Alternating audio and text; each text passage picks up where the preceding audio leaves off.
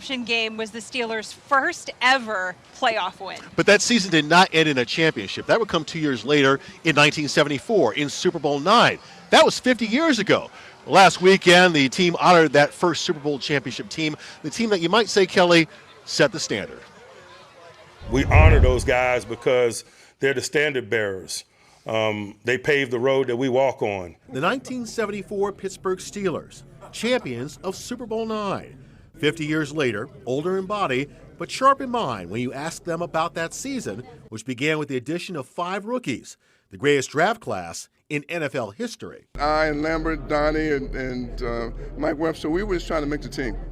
And nothing was a given. You know, back then, if you were a first-round draft choice, you kind of were sure you were going to make the team. Second, and a little bit less than that, but anything after that, you worked as hard as anybody to make the squad. These Steelers started the season 4-1-1, but something was missing, a true starting quarterback. Instead, it was a 3-man rotation. We went from Gillum to Bradshaw to Hanratty back to Bradshaw, and it just was a tough year in that regard, trying to find an identity as an offense.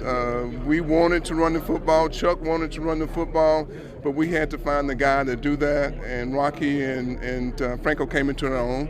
So maybe about mid-season, maybe a little bit later, we developed the identity that we needed to have. Defense was always there. With that steel curtain defense and Terry Bradshaw now under center, these Steelers marched all the way to the Super Bowl, to New Orleans and the French Quarter. We got Sunday night off, we got Monday night off, and it was a regular week's work Tuesday, and so by Wednesday you're just done, I need to get the rest and prepare for the game. And he never blew the game out of proportion. It was just one game in a series of games, even though it was the Super Bowl, and that's how we approached it. The game itself was supposed to be inside the Superdome, but it was not finished, so they battled the Vikings outdoors. We played in that old Tulane Stadium.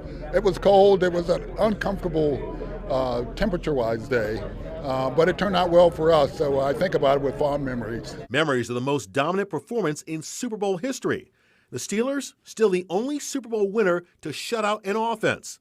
A blocked punt return for a touchdown, the only points for Minnesota. We went to New Orleans. We were relaxed. We were comfortable. We were excited about playing in this game. And then to be able to go in that locker room after that game is over and to see that Super Bowl trophy being hoisted by the Chief, Art Rooney Sr. For all the years he's owned the Pittsburgh Steelers to win his first Super Bowl trophy. And, you'd have to know him to understand the sheer joy that showed on his face. It was only to be rivaled by the reception the team received when it returned home to Pittsburgh. It was remarkable. I mean, it just took me by surprise. I was shocked at the kind of reception we got. And it began right at the airport. And, I mean, we were literally driving through a wall of people all the way to downtown the stadium. It was just remarkable. And it was only the beginning. We felt like, man, now we've proved it. Now we got to go out and cement it and do it again. And so that was the momentum we got from Super Bowl IX, carrying it over to the next season in Super Bowl X. But it all began with the heroes of Super Bowl IX, those in attendance, those who were not, and those who have left us. The first of 4 Super Bowl champions in the 70s, and the ones that set the standard. Let's hear it one more time for your Super Bowl IX world champion, Pittsburgh Steelers.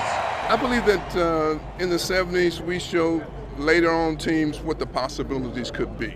What we could do in a relatively small market, what we could do with a bunch of guys that bonded together and had that kind of dedication.